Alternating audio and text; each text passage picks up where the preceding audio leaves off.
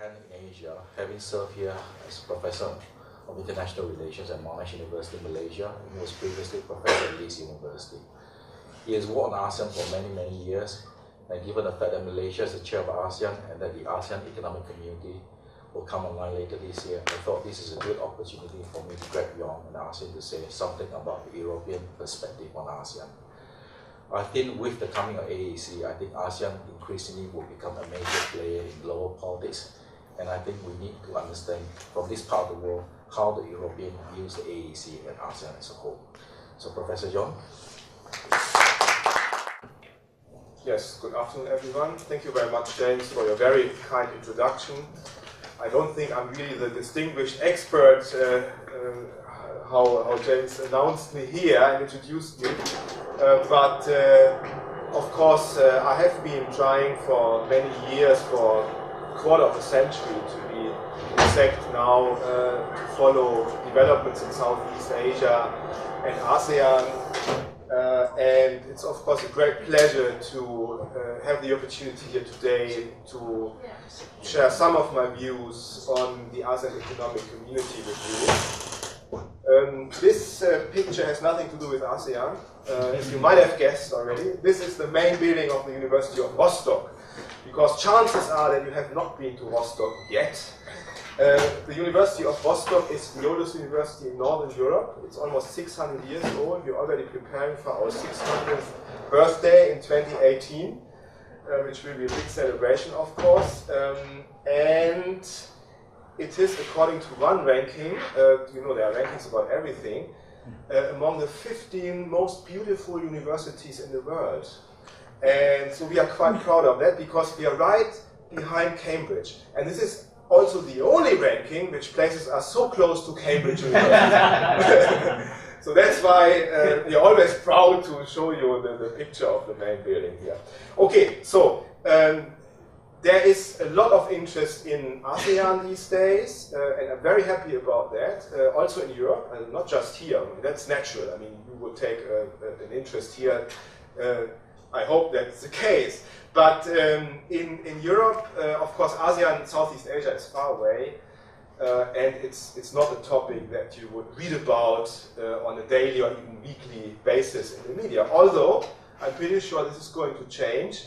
The closer we move towards the date of the formal implementation of the ASEAN community by the end of this year, which will, I'm sure about that, celebrated here in Malaysia, in KL, to show to the world that ASEAN has reached the next level of integration and is a regional organization to reckon with. It has always been one and has played a very important role on the international stage, as we all know.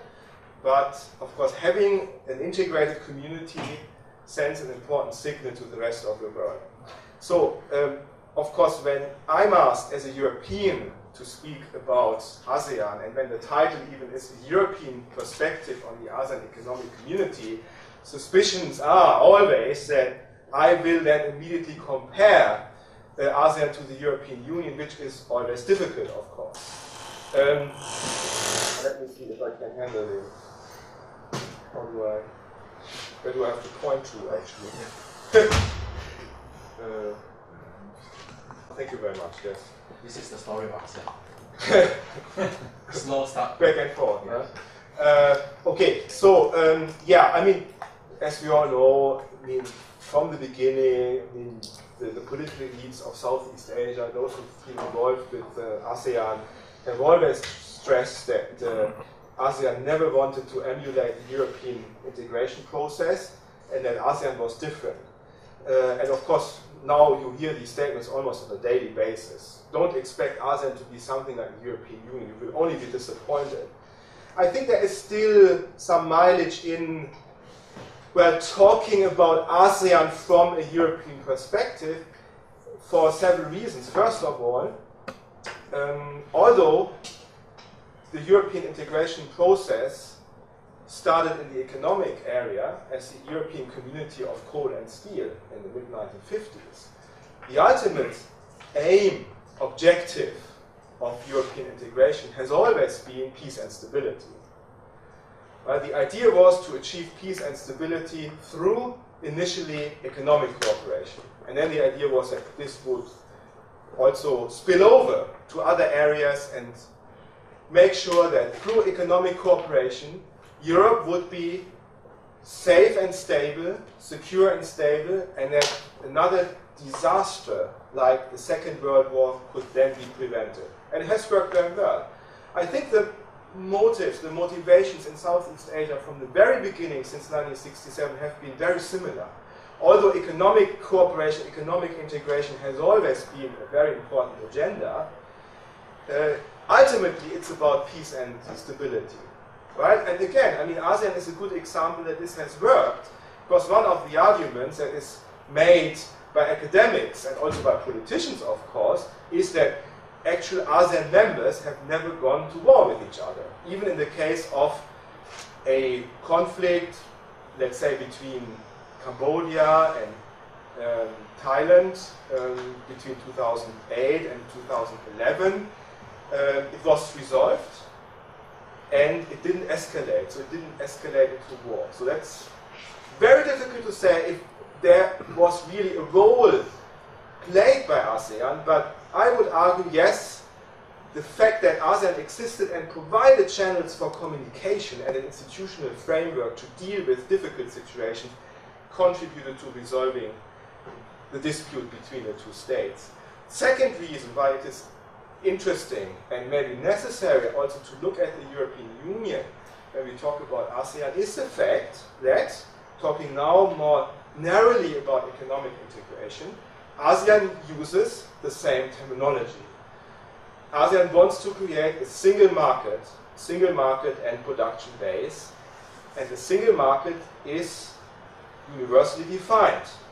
So we have to see and we have to assess ASEAN against the objectives and the goals it defined for itself.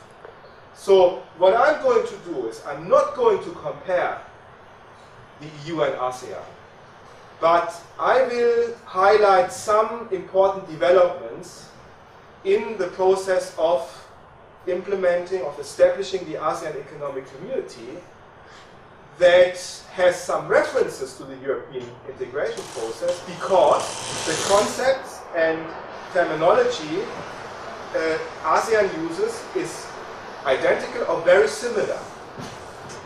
Okay, so now we have the pictures of the, just for reference, see it's in terms of size. I mean, two regions, we could have another reason to compare the two, because they are very similar in terms of size and population.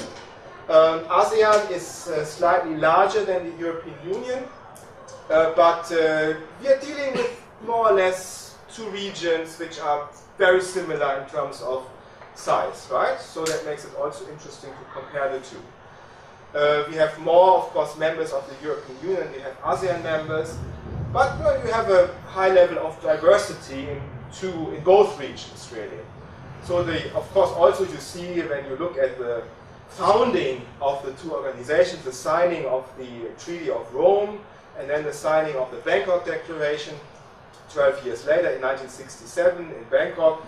Also, you see the number of people involved there. It was a rather intimate affair involving the 5 foreign ministers of the ASEAN, of the states that established ASEAN, and of course, right from the beginning, the European community had a larger scope. Okay, right. Yeah, let's see. Okay, so talking about economic cooperation and integration. The good thing is, giving a talk about ASEAN here, I don't have to talk about the background and all that. So that takes a lot of time when I do things like that in Europe, because people wouldn't know. You know all about that, so I don't have to go into details here. Well, the textbook approach to regional economic integration is a step-by-step process. It's very well defined in the literature, and there is almost universal consensus on that. Well, at first you start with a free trade area, you build on that by establishing a customs union. Of course, in the case of the free trade area, you have a you don't have internal tariffs anymore, so goods can move freely within the region. For a customs union, you have a common external tariff, right, which applies to every member of the customs union. So one customs area for the whole region, in addition to the free trade area. And then after that, once the customs union has worked, you move on to establish a common or internal market, which also then includes free movement of labor, for example, and free movement of services, for example, and lots of common regulations, rules, laws on competition policy, for example, and things like that. So the areas that are integrated are more and more expanded. So more and more areas are included in the integration process. And then after that, the next step would be an economic and monetary union. You have a common currency. And then the final step would be an economic and political union. Now the term political is added here, which means you basically have a new state then. You have a, well, when you think about the process of how the United States came about, then the former individual states merged and built a new state. That's a complete economic and political union. But no region in the world has so far reached the final stage of an economic and political union. No region has moved all the way from being initially a free trade area to an economic and political union. So the European Union, of course, has come furthest in this process by being now an economic and monetary union. This is where we are at the moment, but it's not yet the United States of Europe, right? And probably will not be for the foreseeable future. I have become much more skeptical about that than I was a few years ago. I would tell my students even a couple of years ago, look, I think we will have the United States of Europe one day. I'm not so sure about this anymore. Maybe later, if you want to know more about the current refugee crisis in Europe and all that, and Germany's role, and I'm happy to talk about that. Okay, so, but now, the thing is here, that it's really only Europe which has followed this textbook approach to regional economic integration. So from our point of view, there's a sequence. So you cannot have a monetary union before you have a customs union, right? So that is why, because Europe is basically the only region who has strictly followed this approach, that the European Union is always seen as the model for other regions, in a way, and certainly for academics. And if you are in political science, international relations, you know that all the theories of regional integration are modeled on the empirical case of Europe. And once Europe entered a stage of crisis in the 1970s, also the theories of regional integration, federalism, functionalism, for example, entered a state of crisis and were more or less abandoned. Okay, because the belief was that there would be a constant linear process, upwards trajectory from a low level of integration to a high level of integration. So now when we look at the two organizations, of course, we realize that there are, at first glance, significant differences. First, in size, of course. Here you have the picture of one of the main buildings of the European Commission in Brussels. There are about 33,000 people working there, and then you have the ASEAN Secretariat in Jakarta with about 300 officials, and half of them are technical support staff. So you have about 150 officials there from the different member countries. But this is, of course, not the most important difference. It's not about size, it's about the institutional approach. Because the European Union is a supranational organization. That means that the member states have transferred national sovereignty or authority from the national level to a new level of decision making. Right? Most laws in the European Union today are not made by the national parliaments, but by the European Commission. So the European Commission is like a government of the European Union. It's a very complex issue, and I have really only presented you a very sketchy approach, because there's an issue with legitimacy. How is the Commission legitimized? How can this be democratic? Are these people elected or not? Okay, what is the role of the European Parliament? Okay, these are very complex issues, but the fact of the matter is that there is a regional level of decision making. And so there is not much that the member states can do about the regulations, the laws that are formulated and issued by the European Commission. For example, just one example, in external trade relations, in international trade relations, countries like Germany or France, right, or the Netherlands cannot negotiate their own free trade agreements. So Germany could not say, okay, we would like to have a free trade agreement with Malaysia. Not possible. Only the European Commission has the authority and has the mandate to negotiate free trade agreements, which makes sense because the European Union is an integrated economic union.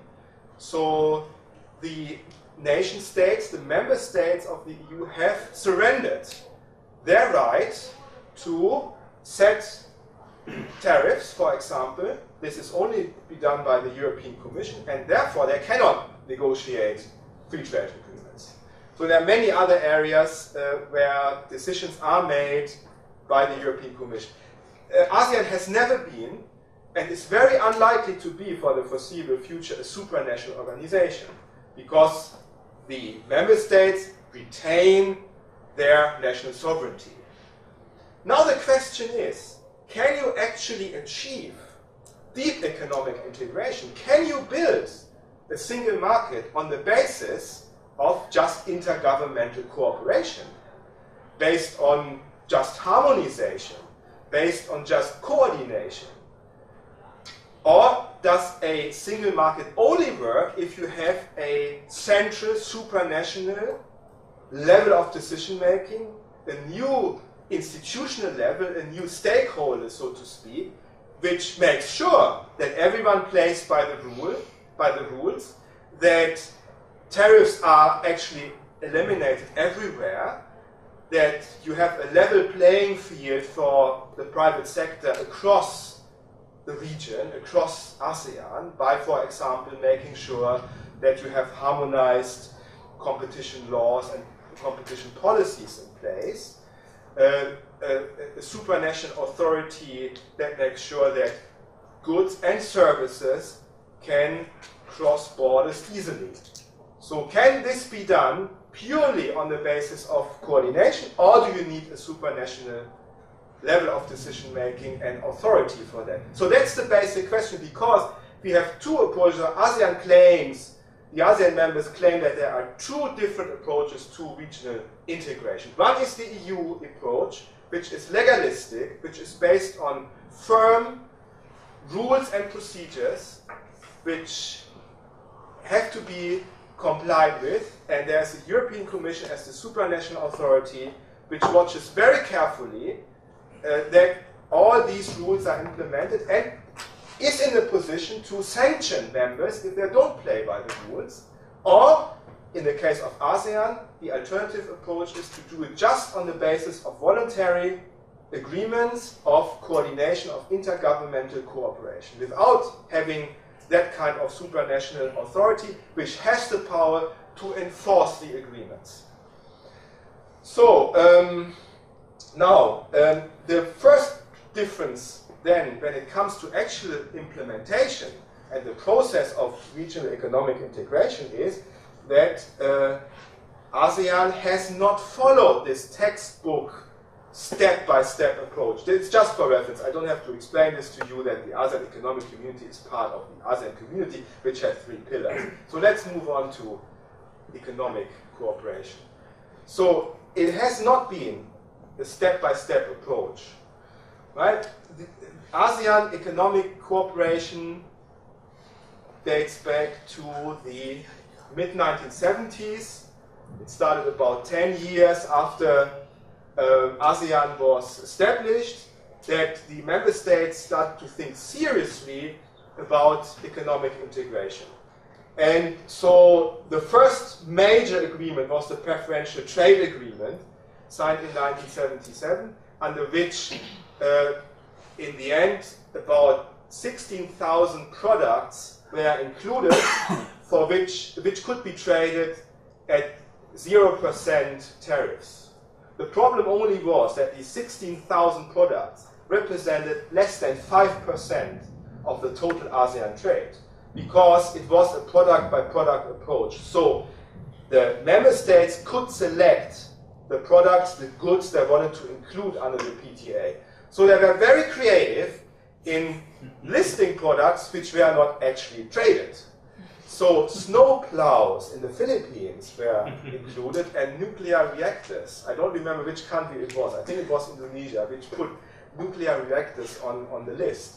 So, and it looked very impressive, having 16,000 products, which in reality did not account for a big share of intra-ASEAN trade. So then there were other ideas, like the ASEAN Industrial Complementation Scheme, which was based on the approach that you would have complementary industries, that you would basically establish production networks, in which, for example, in the automotive industry, one country would produce certain parts, and the other country would produce the other parts, and then the third country the wheels, and then the fourth the engine, and so on. And then it would all complement each other. So this is actually something from the textbook of socialist economies, really. They tried something very similar in terms of the division of labor within, for example, the Eastern Bloc, right, during the Cold War. It didn't work, so the companies didn't take it up, and you had just one pilot project which never really took off the ground.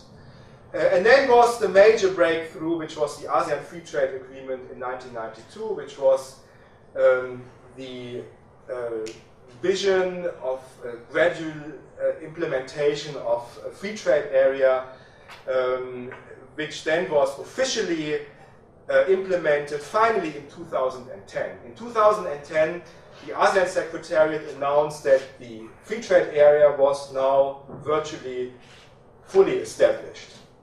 In the same year, AFTA was transformed into ATIGA, the ASEAN Trade in Goods Agreement, which formed and still forms a major pillar of the ASEAN Economic Community, which is, of course, now the current initiative, which, at least on paper, foresees the establishment of a single market and production base and many related objectives and measures by the end of this year. But there is already a post-2015 vision based on the Naypyidaw Declaration, ASEAN Declaration of last year, 2014, which actually extends many of the deadlines to 2025. So in reality now, ASEAN assumes that what they were originally planning for 2015 can only be achieved 10 years later in 2025. So, and now that's why I put this cartoon in, which was not actually related to the ASEAN Economic Community. It was actually published in the context of the situation in Myanmar before Myanmar opened itself. That's why you have this grumpy-looking Burmese general there in the last wagon. But here, of course, the message was very obvious that ASEAN was turning in circles on Myanmar and was not making any progress in bringing about change in Myanmar. So you could argue that ASEAN was finally able to escape that circle and has now moved on. Well, we just had the elections yesterday in Myanmar. But there are many who argue, well, it's actually very similar for the economic situation, because what ASEAN has always been doing is, instead of implementing what they have agreed on, what the member states have agreed on, ASEAN has come up with new visions. Well, and whenever they realize, oh, we cannot really implement what we have agreed on, then you formulate a new vision and you extend your deadlines, right? And then you say, well, we are not ready yet. It's all a process. Right? It's not about the final objective of a single market, it's the process leading finally at some point to a single market. Problem with that is, of course, that when you agree on implementation dates, there are many stakeholders out there who take this at face value. Right? And this is certainly the case of the ASEAN Economic Community. So, for example, when I talk to officials in Brussels, EU officials in Brussels about ASEAN, they really take this at face value. They say, yeah, ASEAN will be a single market by the end of 2015. We have to help them a bit to achieve that objective, but it says here in the document, so it's written here, blueprint, ASEAN Economic Blueprint, 2015, right? And then you have, of course, many representatives of the private sector also expecting real benefits for their businesses by the implementation of or through the implementation of the ASEAN Economic Community. So what has been achieved now? What are the bottlenecks, but what also, maybe also are the success stories? So where does ASEAN stand in the process of implementing the ASEAN Economic Community? I'm only giving you a few examples here because that is much too complex to go into all the details. The bottom line really is, and this is the point I'm going to make, is that, of course, ASEAN isn't even close to a single market or anything that looks remotely like a single market. But at the same time, there is progress in certain areas. So those who say, and you read many, sometimes the headlines in the media are, well, ASEAN is not making any progress, same old story, right? They're postponing things again, and things like that. When you look more closely, you find that, well, there has been progress, there has been significant progress in some areas. Oh, I'm wrong again. Okay, so it's really, the trouble is really the terminology. If the blueprint was a bit more modest about the objectives, then there wouldn't be a problem at all. But the key issue here is that ASEAN explicitly talks about the establishment of a single market and production base. And a single market is universally defined as a single or internal market consisting of two or more nations among which goods, capital, and currencies can move freely across borders without tariffs or other restrictions. But and clearly, even at first glance, we can see that this is certainly not the case and is not going to be the case in about a month's time or in 6 weeks' time. And this has created all the problems because this is what most observers measure ASEAN against. I mean, its own claim to establish a single market. Now, I have talked to people who were prominently involved in drafting the ASEAN Economic Blueprint. And they were completely surprised by all this hype about this single market terminology. I'm not the only one who's saying that, by the way, of course. Many people have pointed that out. And they said, well, this was a misunderstanding. We never meant to establish a single market according to the European understanding of the term. I mean, this is not the European Union. Again, the same point being repeated over and over again. ASEAN is not the European Union. But then I asked them, so why on earth did you use the same term? And I simply got the reply, to be honest, we weren't aware about that. We thought that we can just call it a single market, but then provide a different definition of it. And this is what has created a lot of problems, because if you use these terms, which are very well defined, it's then difficult to move away from them. We have this. So now, the big picture. So what has been achieved? Is there anything which has been achieved? So according to ASEAN's self-assessment process, well, the ASEAN Economic Community is close to implementation. I'm sure you are aware of the scorecard mechanism, has also been discussed many times.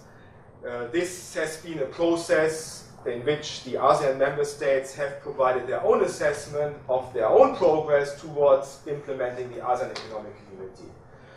But there was no independent assessment. There was no independent, unbiased evaluation of the progress. So the ASEAN Secretariat basically asked the member states to provide information on what they had actually implemented. And of course, governments don't want to look bad, and they don't want to see as being behind the others. So they regularly reported back, we have implemented almost everything already. A good example was competition policy and law. So except for Cambodia, even 5 years ago, all the other ASEAN member states claimed that they had competition policies and competition laws in place, which was not true. By then, many ASEAN member states did not have competition authorities, for example, and some didn't even have competition laws. And so that led to very interesting figures like that one of October 2012, that almost 80% of the ASEAN economic community was already implemented. Again, sending out maybe the wrong signal to the private sector, suggesting ASEAN is almost there. I mean, even 3 years before the deadline, we almost have a single market in place. And then people, well, observers started to criticize the whole approach, that it was really just an attempt by governments of trying to pretend that they had done a lot of things which they hadn't really done. And so the ASEAN Secretariat stopped publishing the scorecard. So it's an internal confidential document now. So we don't know the latest figures on that. But Malaysia has promised that now at the forthcoming ASEAN summit, the latest scorecard will be made public. So we'll see about that.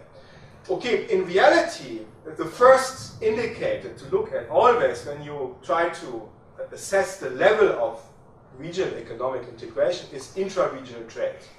So if you have a high percentage of intra-regional trade as a share of overall trade, that means that there is a high level of regional integration. Right? In the European Union, you have about 68% of the trade of the EU member states is within the EU. So you have an extremely high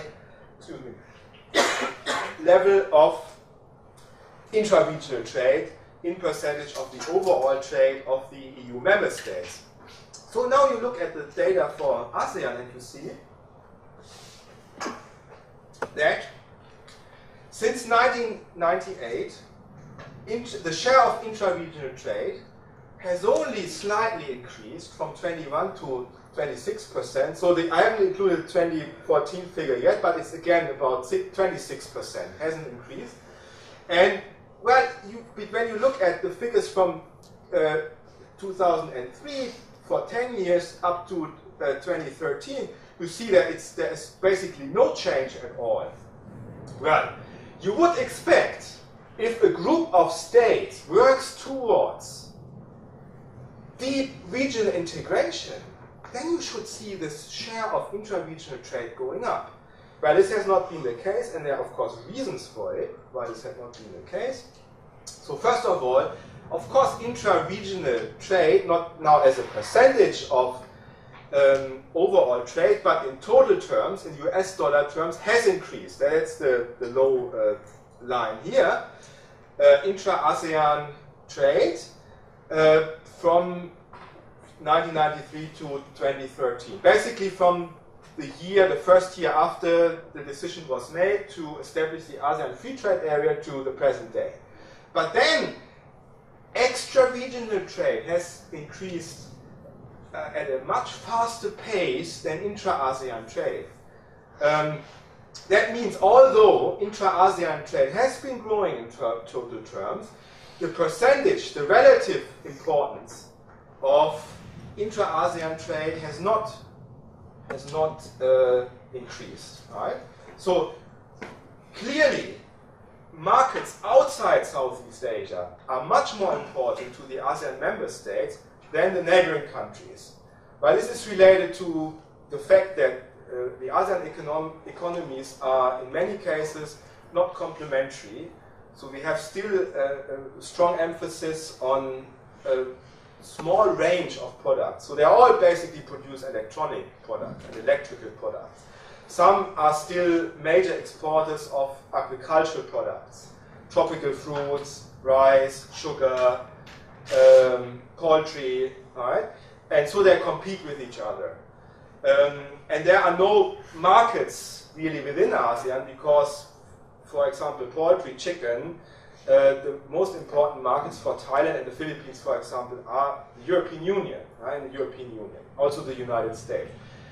So this is the first reason. The second is that, as you see here, other markets have not just Europe and the United States, but within Asia, but not Southeast Asia, Northeast Asia, particularly China, have significantly grown, right? And in the case of China, this is mainly the result of the ASEAN-China free trade area. So as you can see here, I mean, compare this to the line I showed you on intra-regional trade. ASEAN-China trade has gone through the roof almost, right, in a very short period of time. But it also means that the trade deficit in relations between ASEAN and China is growing because ASEAN is importing much more from China than it exports to China. So at the moment, China is the real beneficiary of the free trade agreement. And there are significant differences within ASEAN. Of all the 10 ASEAN member states, Malaysia is the only country that has a positive trade deficit, which means a trade surplus with China. All the other countries have a trade deficit. And this is quite dramatic in some cases, for example, in the case of Vietnam. So not everyone benefits, but the emphasis really is much more on extra-regional trade, particularly markets like China, than on intra-ASEAN trade. And then, I'm not going through the table, don't worry about it, just to show you the significance of non-tariff barriers. So it's true, on the one hand, that tariffs have been reduced. So yes, there is something, on paper, there is something like a free trade area in place in Southeast Asia. So for the vast majority of products, tariffs have been reduced to between 5 and 0%, with many being some close to 90% being at the 0% level, right? But then at the same time, non-tariff barriers have been established. So there are different quantity measures, technical regulations, automatic import license, internal taxes, and so on. So you have a broad range of different kinds of non-tariff measures. I'm not going into the details here, but the point I'm going to make is, and I would like to make, is that some of the most important products with a high share of export and import values are actually included in the sensitive and highly sensitive lists that are subject to either no tariff reductions or significant non-tariff barriers. And for example, when you look at the agricultural products which matter most in Southeast Asia, rice and sugar, particularly rice, they are excluded from free trade.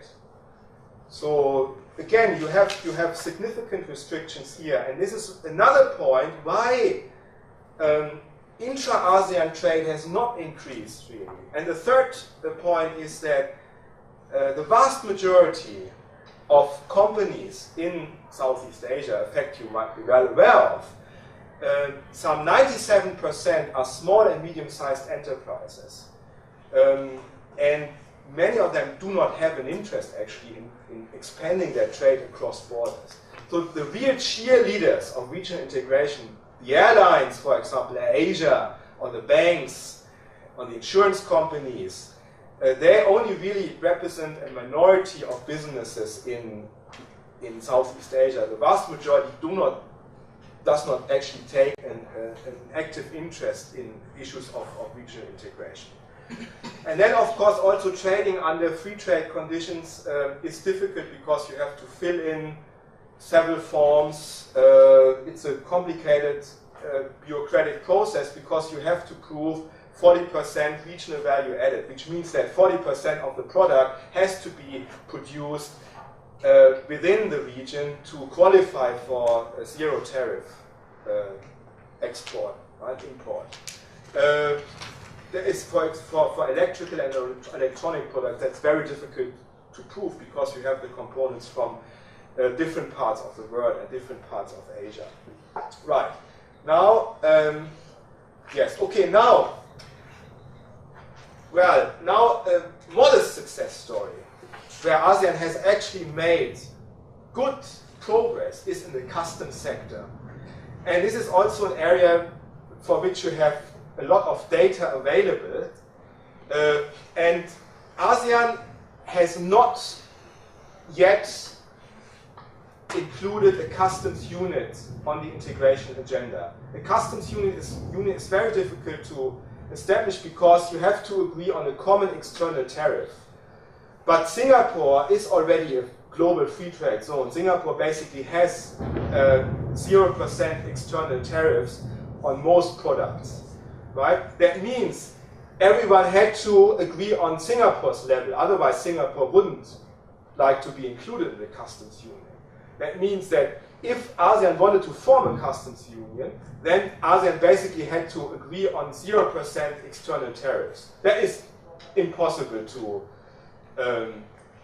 really consider at the moment, right? Because most countries are still eager to protect their national industries in certain sectors. In Malaysia, that's the automotive sector from, for example, from foreign competition.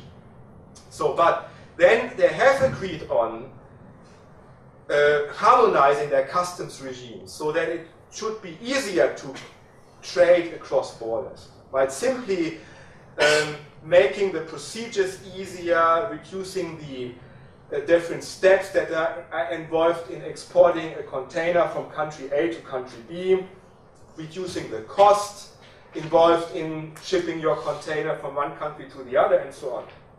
And there's actually data available on the efficiency of border administration.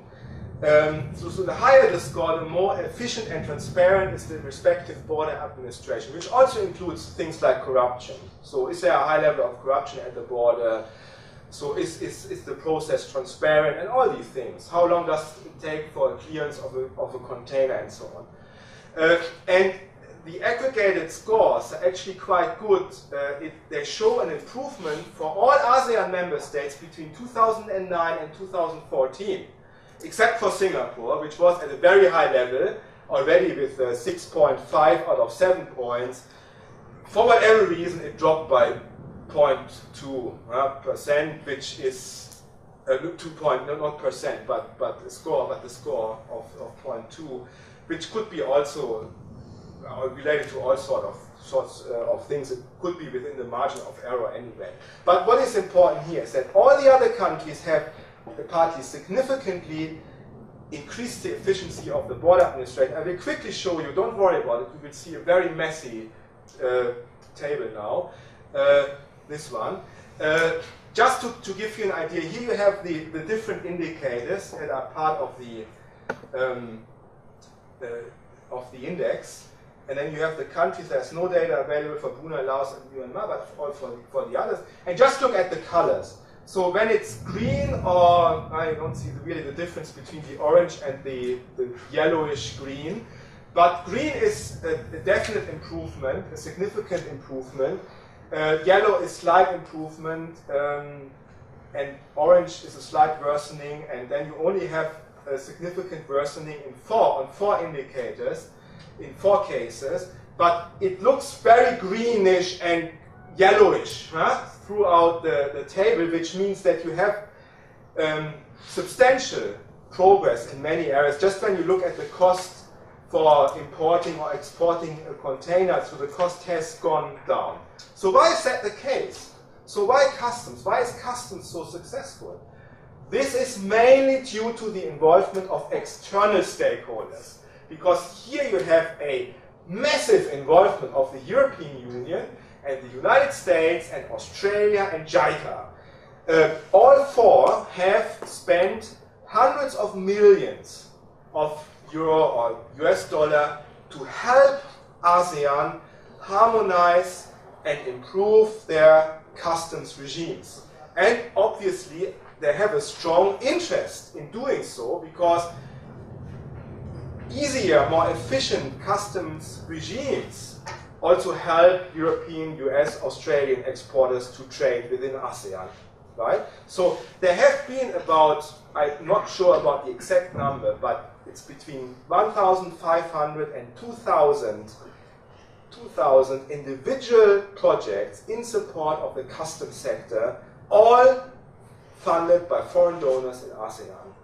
So this begs the question, is ASEAN still in charge of its own integration process, or is it actually driven by the interests and initiatives of foreign donors? There's no definite and ultimate answer to that, but I'm just posing the question. So, final slide, concluding diagnostics. So I think, I mean, this is what I think is important if any region wants to establish a community, right? And I don't really believe that it's possible to establish a fully integrated community, economic community or otherwise, based on voluntary agreements, on giving every country a veto powers, giving you have in ASEAN the 10 minus X formula, right, that everyone can join in their own time, at their own leisure, and some countries which are more progressive and are better prepared, they can already go ahead, and others can join later, and so on. But nothing is legally binding. So ASEAN, there are about 350 agreements signed by the ASEAN member states on all sorts of issues. That's an impressive number. But none of these agreements are binding. There's no stakeholder, there is no authority in the position to enforce the agreements. So it's all based on the goodwill of the member states. So I don't think you can, I think the only way to integration, if this is wanted, is a legalistic one. You have to have binding rules and procedures, otherwise I don't think it can work, because you have so many technical issues which are involved, which needs also to be supervised and need to be implemented, and it has to be made sure that all these agreements and rules and regulations and so on are actually implemented. It's also important, I think, to have the participation not just of governments, but in a more broader sense, by other stakeholders as well. I mean, ASEAN has always been described as an elite organization, really involving only the government elites. That is no longer true, I think, because you have the involvement of civil society, you have involvement of businesses, you have ASEAN business organizations, you have ASEAN fairs, and this also creates something like a common identity, right? That is very good, and I think in this sense, ASEAN is moving closer to a community. What is really lacking here is the institutional part and a certain gap between the vision of what ASEAN wants to achieve and the political reality of what the member states are willing to implement. And this is also related to capacities. In some ASEAN member states, when you think about the newer member states, Laos, for example, Cambodia, Myanmar, they struggle in terms of implementing all the agreements they have actually signed. So, and at some point, I think that the issue of supranationality has to be touched. I know that is very difficult, and it's premature in ASEAN to do that. I mean, all ASEAN member states are still involved in their own nation-building processes. This is a big challenge already. It's unthinkable at the moment, really, to believe that ASEAN member states would be ready to establish something like we have in Europe, like an ASEAN Commission, let's call it that way, or give the ASEAN Secretariat supranational powers. That's not the case. But overall, of course, when you move away from the terminology and ignore for a moment that ASEAN has agreed on building a single market, then ASEAN is actually doing quite well. Of course, there are non-tariff barriers, but yes, progress has been made on reducing tariffs. You have, as I've just shown you in this one example, have made real progress in the customs sector. You also have made progress in standards, for example, electrical standards, for example. There, ASEAN states have done a lot to harmonize their standards, which of course makes it also more easier for companies to trade, because if you don't have common product standards, then if you have a standard for each and every country, then it's very expensive for a Thai company to sell their products in Malaysia, for example. That's very clear. And there are many other issues which I haven't talked about. So it's really a step-by-step approach. It's not like the textbook approach I showed you. It's really a functional approach, where you have several areas where all member states have an issue to have an interest to work closer together, and where cooperation can also work quite well, right? Partly with the support, with the strong support of external donors, stakeholders, that's fine, but at least things are moving forward. So yes, there are successes, but no deep regional integration. And I think, last sentence here, that's a matter of presenting it. That's a matter of public relations, of marketing, if you like. I think that it's also a dilemma. Well, it would be better, I guess, to be more modest about the objectives and not say, well, we want to establish a single market, but to clearly spell out the agenda. These are the 3 or 4 issue areas that we want to increase the level of integration. But then that's not something that you can easily sell from a political point of view. You know, as you all know, governments always have to come up with bold visions, yeah, which makes a much stronger impression. And for ASEAN, it's also always a case of sustaining and possibly expanding its role as an international actor. And this has now created some kind of a dilemma for ASEAN. In some way, expectations are very high now in terms of the community, ASEAN community. But at the same time, it will be very difficult for ASEAN to deliver on that. Yeah? Promise to build the ASEAN community, and then we don't know what happened when people realize, well, it's not a community, and it's not very different from what ASEAN was before.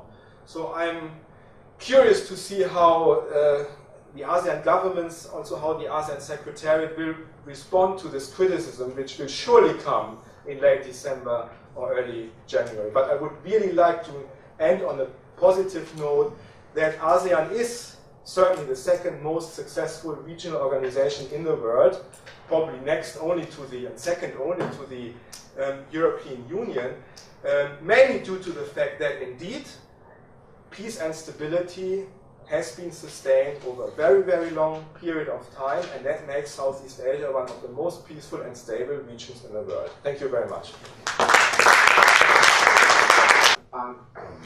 The education group. You talk about comparing with the European Union. I would submit perhaps that the difference is that one of perhaps whether it's a developed sort of countries versus the less developed situation in Southeast Asia, and recognition and observance of institutional body to govern and say, hey, you're out of step, you get back in line. I mean, in Southeast Asian countries, it's difficult sometimes for the government to even control their own parties within, you know, in observing. What is your comment on that? Is that a fair? Yeah, I mean, a lot is about closing the gap. I think very good that you, I think, addressed this point.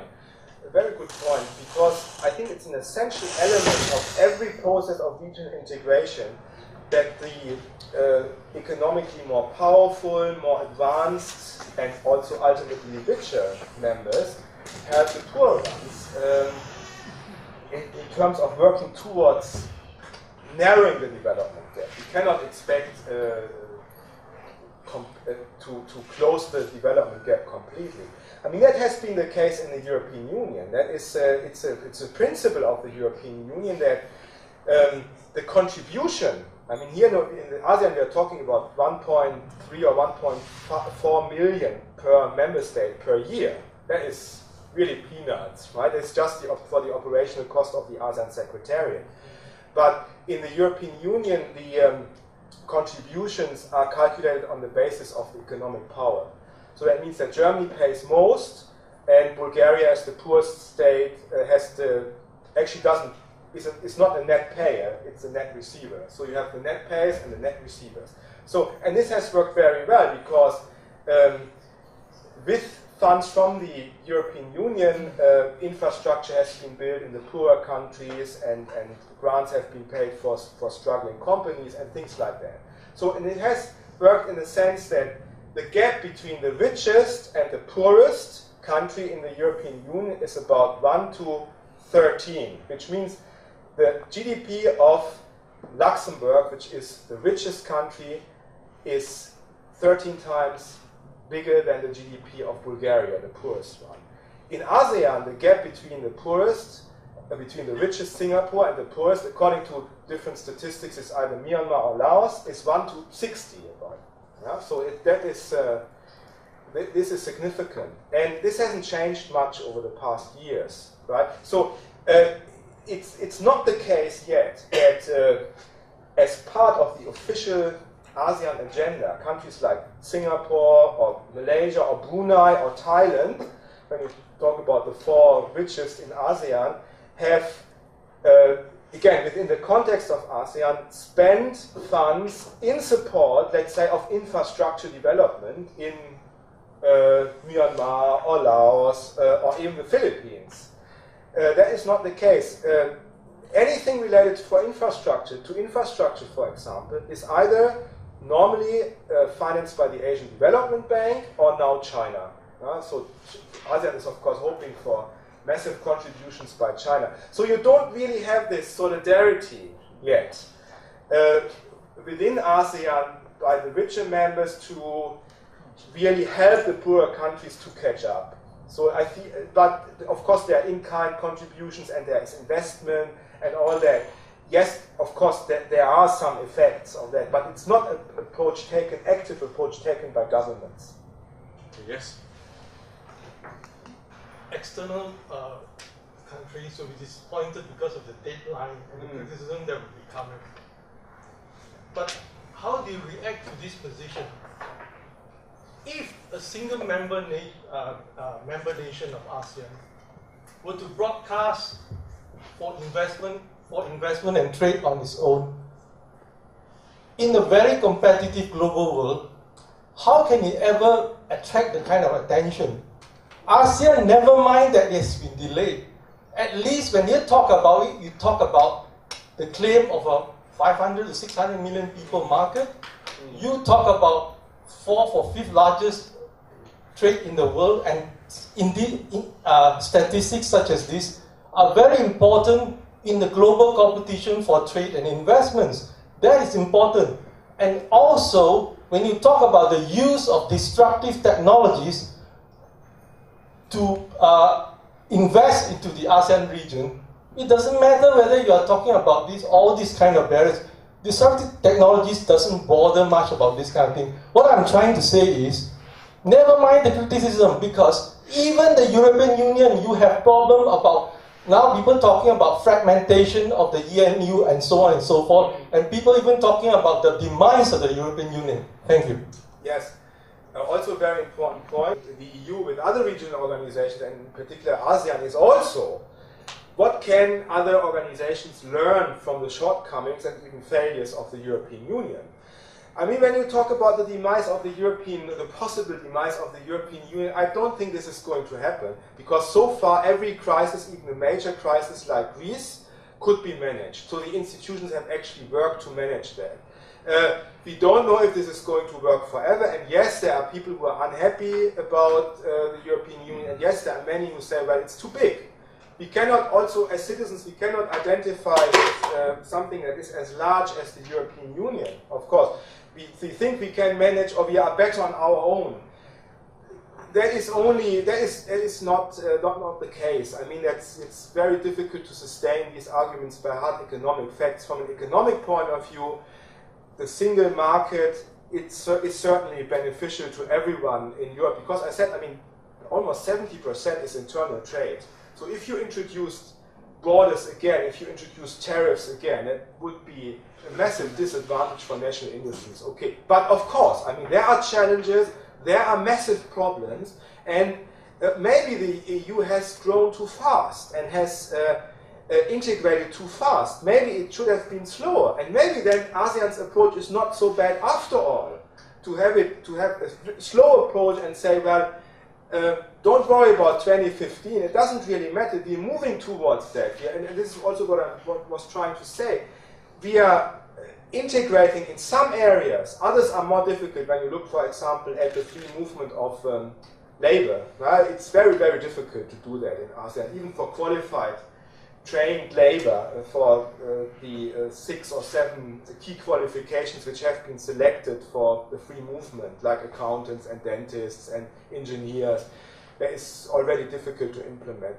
But you are absolutely right about also the positive aspect of promoting the idea of an ASEAN economic community. You are right that this is attractive for investors, that it has created more attention for ASEAN, that ASEAN has actually attracted more investment in the process of implementing the ASEAN economic community. I haven't shown you the figures on that, but investments have actually increased.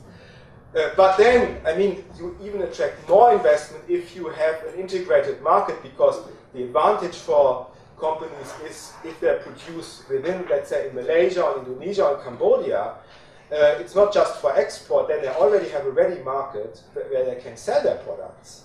Because you have an increasing middle class in Southeast Asia, you have more spending power. But if you have different regulations in countries, if you have tariffs, if you have non-tariff barriers, then you only have the national markets, which makes it difficult. Huh? So yes, I wouldn't disagree with you. It's certainly going in the right direction, and ASEAN has created a lot of attention and publicity for itself. That is good, right? Certainly. But the problem always is when you operate with specific dates, the expectation by many is that the dates should be binding, or that you should be more or less there. Having said that, last word on that, the European single market officially came into effect on the 1st of January 1993.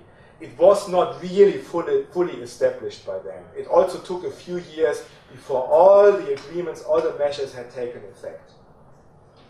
Yes, please. Thanks. So I should take a modest position, I know.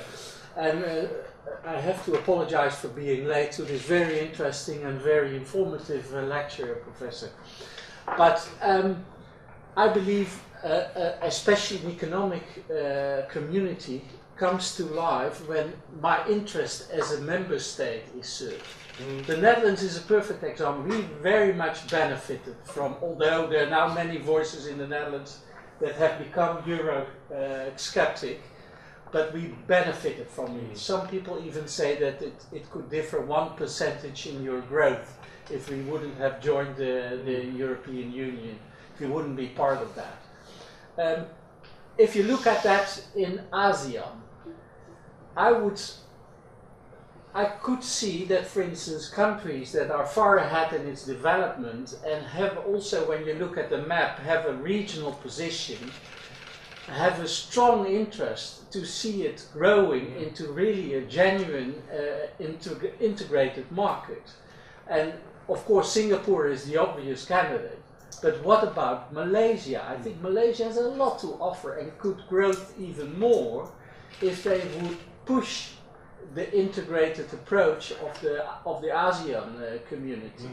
What is your view on that? Managing the Dutch chamber here in Malaysia. Professor, for European companies that are interested to do business with or in ASEAN, what do you see as the biggest differences between 31st of December 2015 and the 1st of January 2016? Very practical question. Yeah. Okay. Listening to that very modest approach, really, to making a few preliminary points, really. But I mean, yes, we know that free trade and economic integration is always beneficial to everyone involved. I mean, it might take some time, because it also means that you have to sacrifice. I mean, you have to open your country, and you will have more competition, and your national industries have to withstand that pressure and have to also become more competitive. But that's a good thing. But of course, there's a political cost involved. And so the temptation by governments always is better to, well, look for the short-term benefits, and also in terms of creating legitimacy for themselves, that they normally do not go against the immediate short-term interests of their own industrial sectors and their main industries. So that's of course a problem. It has always been a problem. It was also a problem in Europe at some point. But of course, it's clear. I mean, that from an economic point of view, certainly free trade, economic integration is always in a longer period of time. Very often, the positive effects start after a few years already. That is good. That's why regional integration has always been promoted by the big multilateral organizations as well. And in the EU, I mean, we promote it because first we believe in it, and it's really good, and it's beneficial to everyone involved, and because the Lisbon Treaty tells the European Union so, because the EU has to promote the norms and values that it is based on. So it's for a reason that the EU supports ASEAN to such an extent, and is actually the largest donor when it comes to the support of ASEAN in establishing the ASEAN community, mainly in the economic sphere, but not just that, also in other areas. So, yes, and then I'm not an economist, I'm a political scientist, so I'm very much interested in the political economy, but I also always see the political effects, the political impact of economic integration. And well, in the case of Europe, we can clearly see that. I think really the greatest achievement of European integration is that we live in a very, very peaceful and stable environment, and that we really have to become close friends. Yeah. So I think this is whenever I meet with colleagues from Eastern Europe, for example, I still find this amazing. That I mean, I still experience the Cold War, of course. When I talk to my students about this these days, they don't have any idea about this anymore. But of course, we knew how it was when Germany was divided, when Europe was divided. And this is a great achievement. That is a great achievement. And of course, yes, there are spillbacks, there is trouble, there are crises, but the political benefit is so great that from time to time, I think we can deal with an economic crisis. So in Europe, I'll come to your question in a second. You know, in Europe, those of you who are not from Europe, we are really close friends now. I grew up in the spirit of European integration. In the southwest of Germany, I could reach 5 other European countries within 2 hours, which was great. So when the borders came down, fantastic, and I think I really have a European identity. The only time when we are really still enemies is when it comes to football. Yeah. And there is no greater show on earth than Germany versus the Netherlands, right? That's the absolute highlight of every tournament. So your question, yeah. So the real difference is, as I said before, in the customs sector, so that it's really easier to trade across borders. In terms of some regulations, in terms of competition policy and law, there's also, I think, significant progress that has been made, also with the strong support of international donors. But not everywhere it's working very well. I mean, you know that. So it's not really a level playing field for companies. But a lot of progress has been made in this area.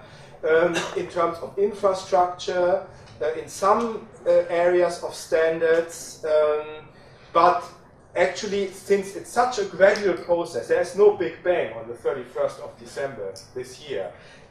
So the benefits are already there. So there is nothing really in addition to what we already have on the 31st of December that will change the situation for private companies. So that's my view on that. Any other questions? No? So let us thank Professor Jorn for coming. Thank you very much.